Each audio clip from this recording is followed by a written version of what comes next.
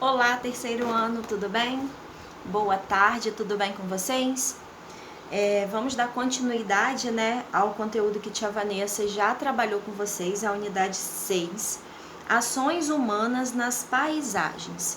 E eu vou pedir para vocês abrirem o livro do terceiro bimestre, o livro 3, na página 27, e vamos acompanhar juntos. A tia vai fazer uma leitura e vocês vão acompanhar junto comigo, tá ok? Então vamos lá. Página 27, hora da leitura.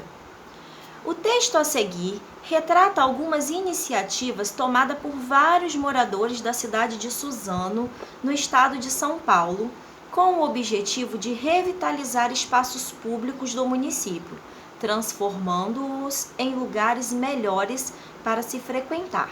Lembra que ontem a gente falou na aula ao vivo que a prefeitura ela é responsável por proporcionar à população espaços de lazer, saúde e educação? Então,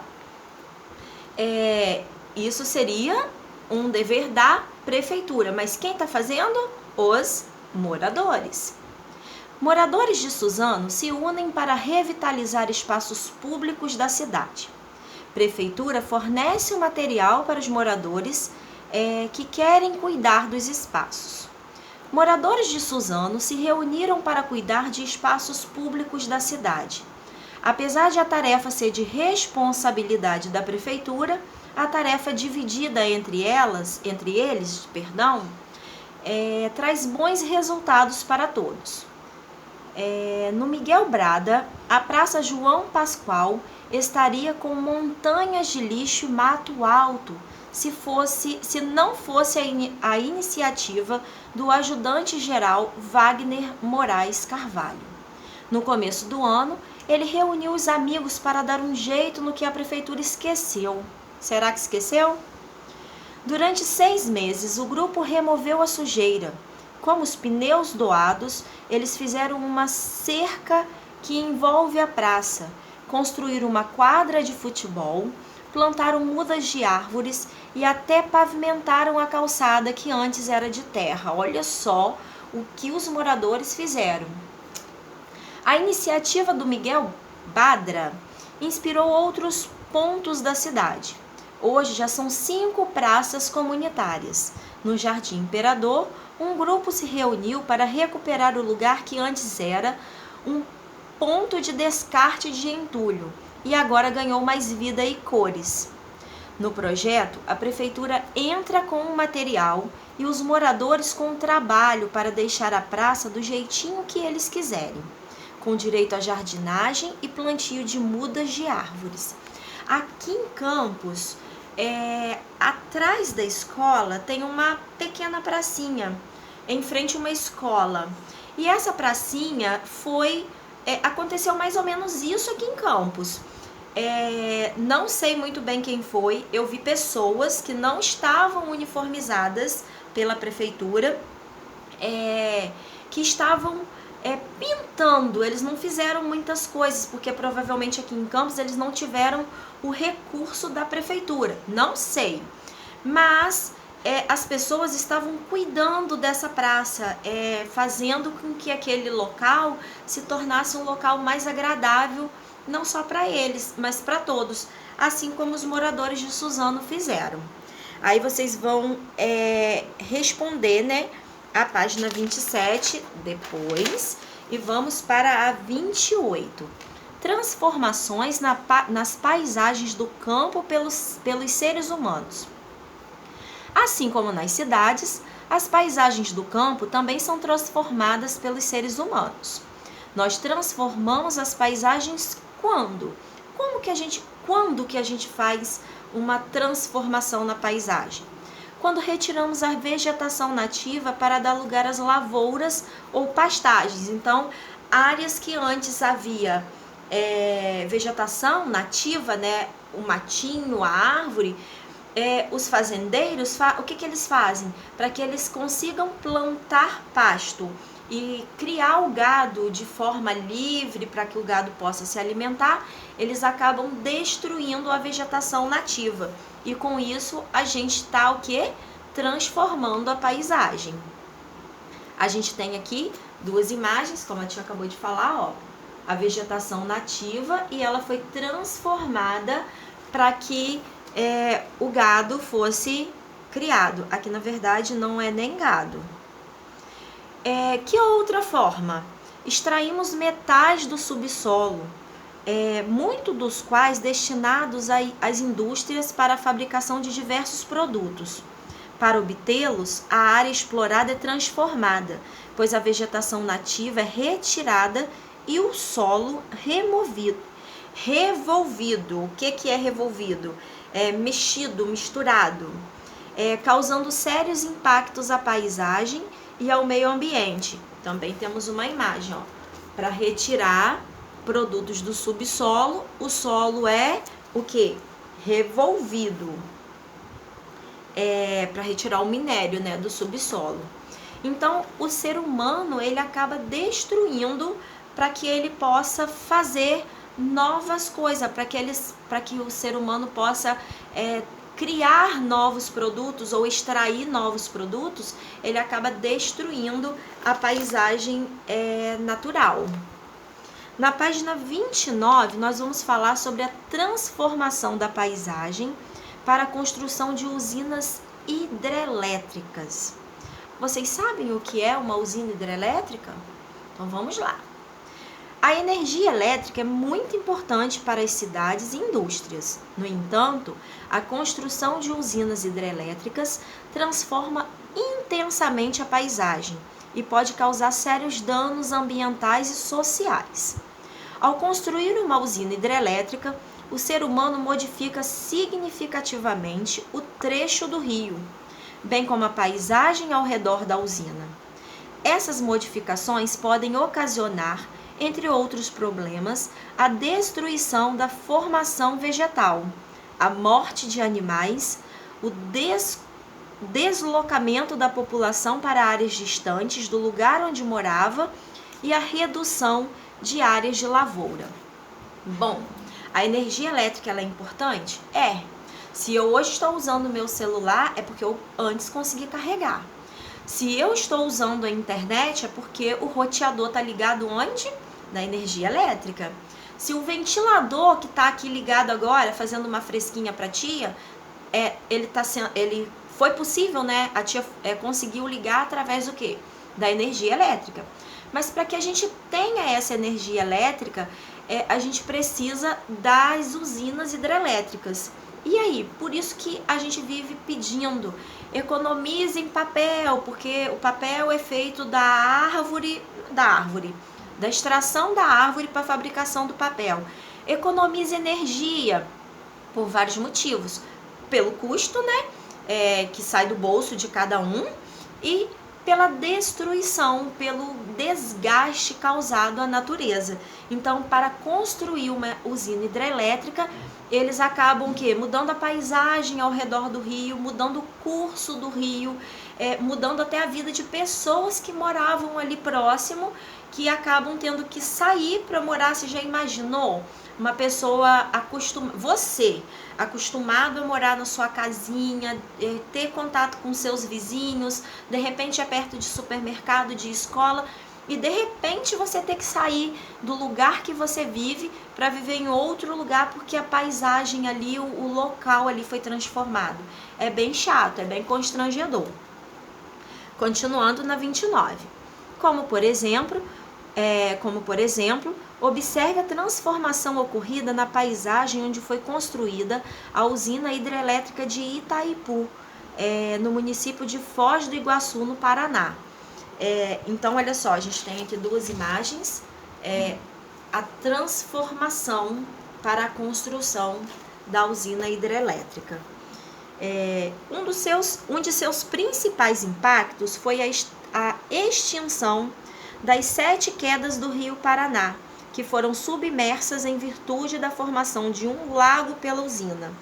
As quedas, além de consideradas as maiores do mundo em volume de água, era um importante ponto turístico da cidade de Guaíra, no Paraná. Em seu desaparecimento, hotéis e restaurantes da cidade faliram, comércios fecharam e muitos habitantes foram morar em outras localidades. Olha quanta tristeza, para que a gente possa ter hoje a energia na nossa casa. Ao construir essa hidrelétrica, quantas pessoas sofreram com essa situação. Agora, na página 30, a gente ainda vai continuar falando sobre o mesmo assunto. De modo geral, a transformação das paisagens após a construção de uma usina hidrelétrica ocorre da seguinte maneira. O que acontece? Quais são as transformações? Um trecho do rio é desviado, quer dizer, o rio, imagina o Rio Paraíba, que tem ali o seu curso normal. Se a gente constrói uma usina hidrelétrica, aquele curso do rio, aquela formação normal dele é modificada. Uma barragem é erguida com o objetivo de conter a água do rio, quer dizer, ele não vai correr normalmente. Uma barragem é criada. Ocorre a formação de um grande reservatório, que é preenchido com a água do rio, quer dizer, fazem uma barragem e a água ela fica meio que armazenada ali, né? Vamos assim dizer. A construção da barragem e a formação do reservatório inundam extensas áreas de terra na região, obrigando as comunidades locais a se deslocar e causando o desaparecimento de muitas espécies de animais e vegetais. Vamos dar um exemplo. Deixa eu te lembrar aqui uma área próxima do rio. Essa semana eu vi que a comunidade, acho que de Guarulhos, eu vi no Face, por conta do calor, se aglomeraram, estava falando até de aglomeração, nas margens do rio para tomar banho. Quer dizer, existem comunidades locais, né, bairros, que são bem próximos ou colados ao rio. O que acontece quando, de repente, se instala uma usina hidrelétrica? Aquela comunidade ela é obrigada a sair, porque a tia já falou aqui que por conta da barreira, áreas, né, de terra são submersas, né, acaba a água indo para onde ela não era normalmente. E essas pessoas que moravam nessas localidades, como a tia acabou de citar Guarulhos, não sei nem qual é o bairro de Guarulhos, mas as pessoas daquela região, elas precisam sair dali para morar em outro lugar. E os animais, quando é uma área que não tem pessoas, mas que tem uma mata, que tem animais nativos daquela região, eles acabam até morrendo, né? Muitas coisas acontecem e a gente às vezes nem sabe. O fluxo de água após a barragem é reduzido consideravelmente, pois parte da água do rio fica acumulada no reservatório. Com isso, ocorre uma diminuição na quantidade de água que era destinada ao abastecimento da população, à irrigação de lavouras e à criação de animais. Então, vocês podem perceber que muitas coisas acontecem quando a gente vai mexer na paisagem natural, tanto para a criação de animais, né, que a gente desmatou lá para criar o gado, quanto no rio, né, para a construção de uma usina hidrelétrica. Na página 31, eu gostaria que vocês fizessem uma leitura. Eu vou fazer com vocês. É só essa, é a última, 31. Paisagens têm história. Como vimos, as paisagens dos lugares são constantemente transformadas. Porém, mesmo ocorrendo diversas mudanças, algumas delas podem conservar elementos que foram construídos há muito tempo. São elementos como casas, edifícios e monumentos que não se modificaram com os anos, preservando praticamente as mesmas características que apresentavam no passado. Esses elementos de antigamente têm grande importância histórica, pois podem revelar informações de outras épocas, como o modo de vida das pessoas no passado, a maneira como as construções eram feitas e os tipos de materiais utilizados. Diversas cidades em nosso país têm paisagens com elementos antigos em meio a outros bem mais novos. Você pode observar isso na imagem a seguir. O que quer dizer? Muitas coisas se transformam, muitas coisas são construídas, mas alguma coisa daquela construção passada permanece.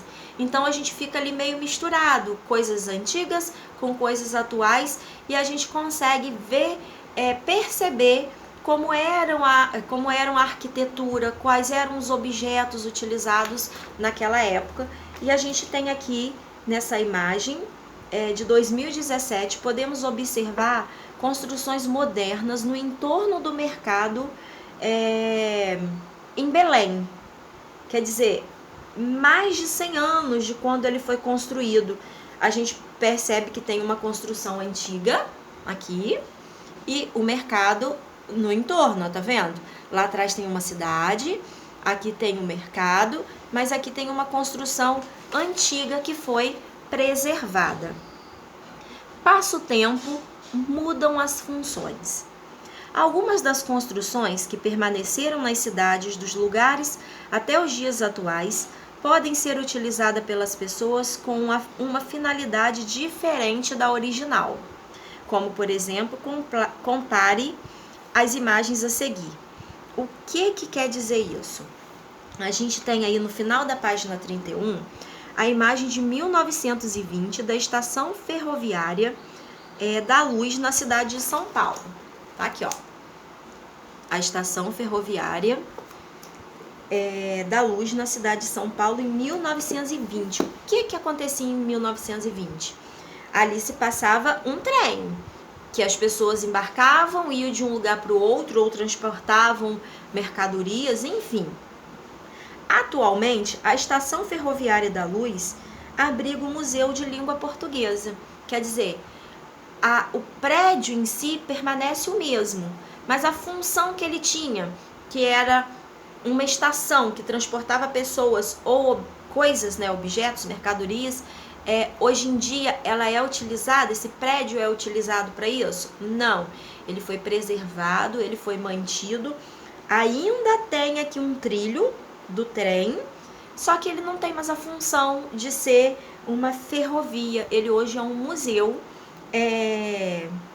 da língua portuguesa. Então olha que legal, preservaram um patrimônio antigo e modificaram a função. Ele hoje não pertence mais, ele não tem a mesma função, mas ele permanece da mesma forma que antigamente. Se vocês observarem a imagem, ele ainda é da mesma forma, porém com outra função. Então, galerinha, por hoje é só. Tia Vanessa vai colocar as páginas aí que vocês deverão fazer. A tia tá morrendo de saudade. Eu tô doida pra ver as continhas de vocês. Eu fico só de olho, tia Vanessa, como é que tá as continhas? E eu vou fazer um outro vídeo de continhas. Vamos lá? Vamos praticar? A gente só consegue as coisas praticando. Eu conto com vocês. Beijos e até a próxima.